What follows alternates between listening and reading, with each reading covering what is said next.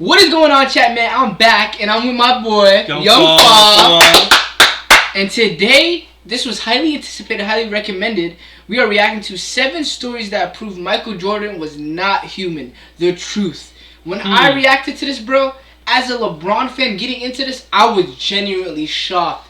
Okay. And now that you actually started to realize that, Jordan is actually the GOAT, and if he actually admitted that, chat, if you guys want to go check that out on the previous videos that we reacted to. But, let's just get straight into the video. Yes, sir. But if you guys are new to my channel, you like classic/old NBA content, man, hit the subscribe button, man, and join the crew. But with that being said, let's go! What's up, guys? Mike here, and on this channel we've already done 2 videos on Michael Jordan conspiracies. But today we're throwing out the conspiracies and just sticking with straight up crazy stories. So let's just jump into 7 stories that prove Michael Jordan is not a human. Number 7. A man of his word. Oh! I'm sorry. Before we get into this, bro, I just want to let you know. Before we go. What's up? This guy, Jordan, was like, I'm still shocked, bro. Like, everything he said he'll do, he actually did. What should I anticipate for this video, man? Is it just going to be like trash talking or what? No. Just watch, bro. Just get straight into it. Let's go. Alright, bet. He's one of the best shot blockers of all time. A man who turned a finger wag into a massive insult. And with this reputation came yet another challenge for Jordan. A challenge to dunk on Mutombo. The seeds were planted early when Jordan dropped 37 on a rookie Mutombo-led Nuggets team. All the while trash-talking young Dikembe. Jordan finished his performance at the free throw line late in the game, pausing to look at Mutombo and say, "This one's for you." Shooting a free throw with his eyes closed. Of course, it went in, and the trash. With his eyes closed, bro. He made a free throw? Yes, with his eyes closed, bro. Like he couldn't even see. Years later, at the 1997 All-Star Game, Mutombo taunted Jordan because he had never dunked on him. Listen as Dikembe laughs about never do that. Claims he will get him one day. He said, "I'll get you one day." He said, "I'll get you one day." Before we keep continuing, R.I.P. Dikembe Mutombo, man. I'm not gonna lie. He was a GOAT. I just need to be, let that be said. And just a few months later, during the 1997 NBA playoffs, Oh my goodness.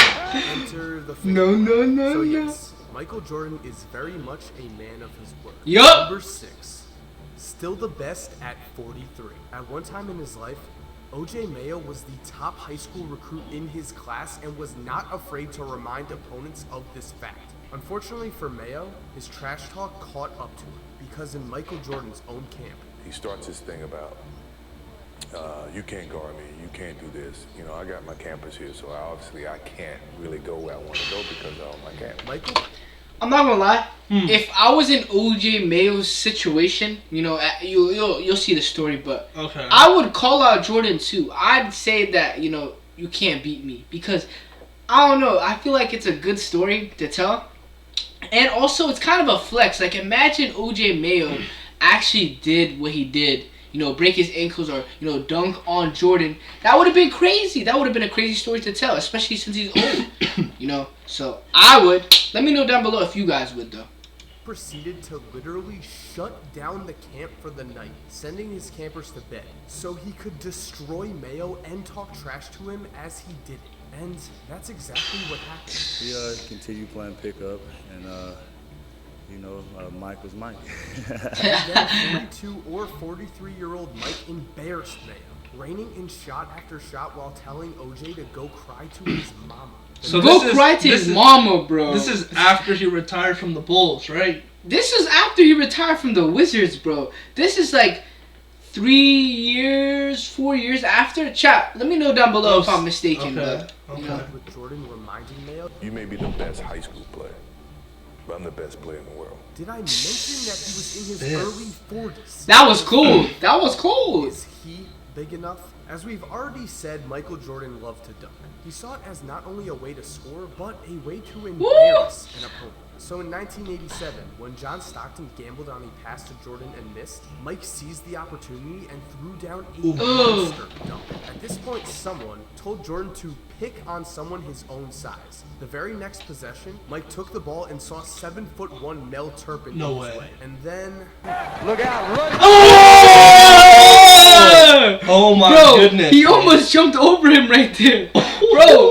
Bro, just don't even talk to Jordan on the court. Just let him do him, bro. Like, literally just let this guy do him, bro. He's gonna do something crazy. That's not realistic, bro. I know. My goodness. Running back up the court, he screamed, "Hey! Is he big enough?" Number 4, a competitive psychopath.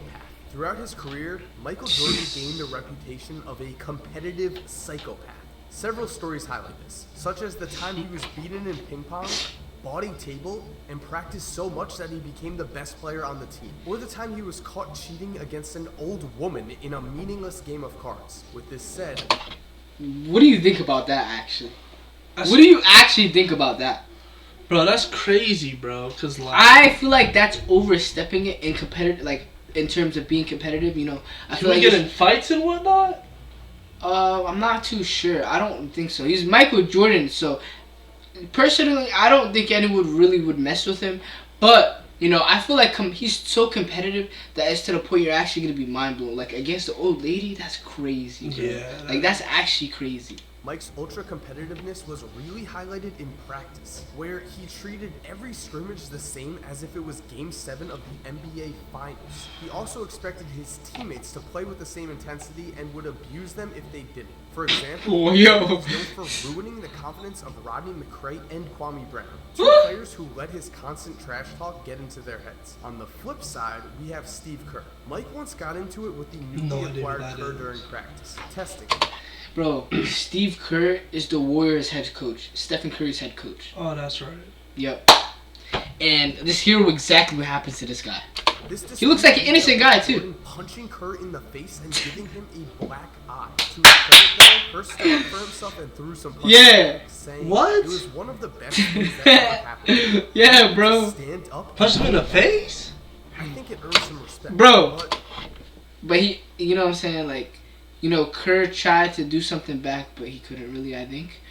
And he just got punched in the face, bro. Like, punched in the face. No way. Jordan did that? Yes, bro. What? That, bro. Like, imagine your favorite player did that today. Like, you would be like... Everyone would be like, oh my goodness, no way that happened, right? Yeah, but back then, I don't know. I actually don't know how this stuff used to go. I feel like the rules and regulations were so different back then. Yup. Way different. I feel like it was better.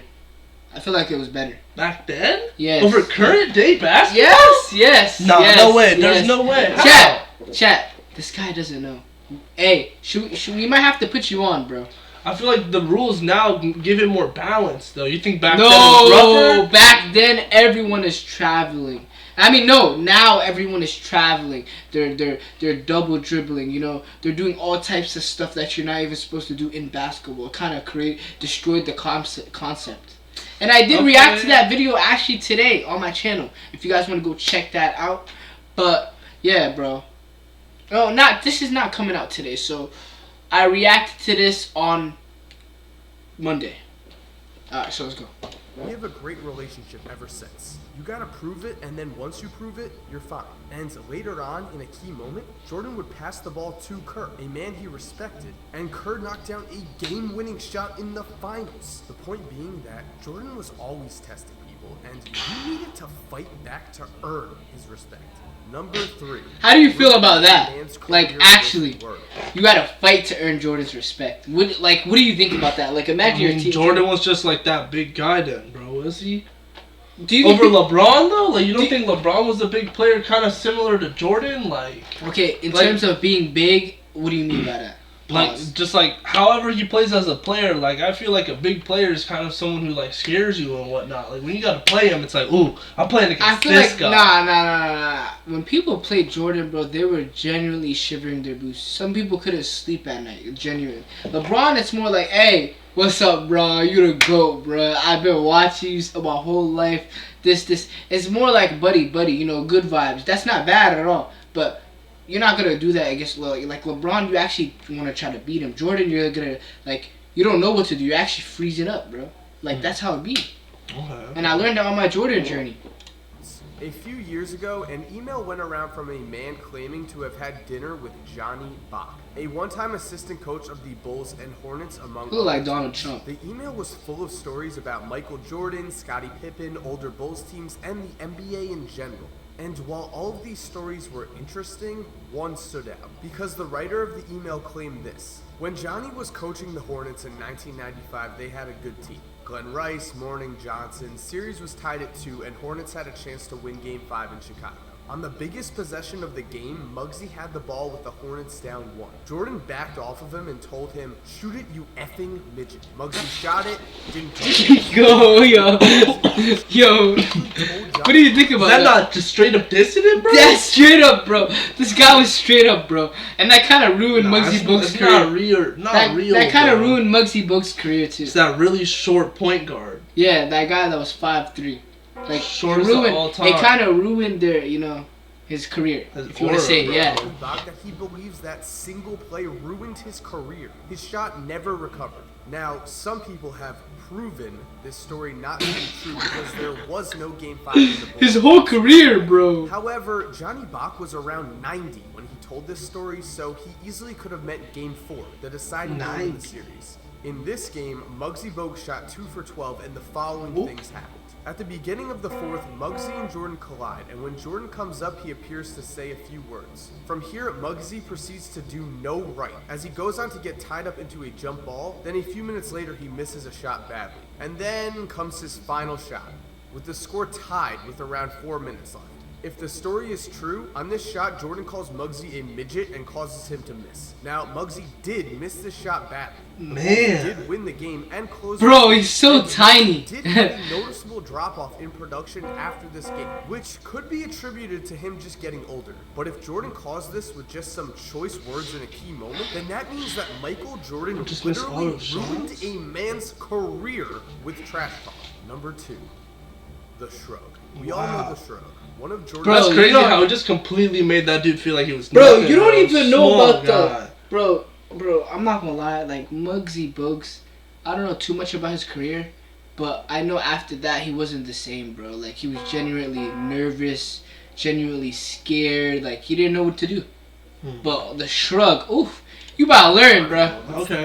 Replicated way too many times. What we forget, though, is how this moment was set up. Leading into the 1992 NBA Finals, the media narrative was that Jordan vs. Drexler was a battle of the league's top 2 shooting guards. Some ambitious reporters even claimed that Drexler was at the same talent level as Jordan, or better. When asked about Clyde before the finals, specifically about how Drexler was a better shooter than Jordan from 3, Mike responded, "Drexler is a better three-point shooter than I choose to be," meaning Jordan chose to attack the rim and settle for threes.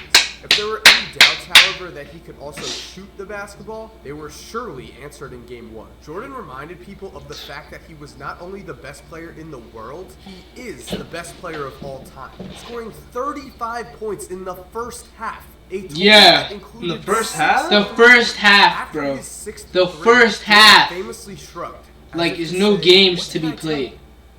And number 1, 69 the points. Final one, man.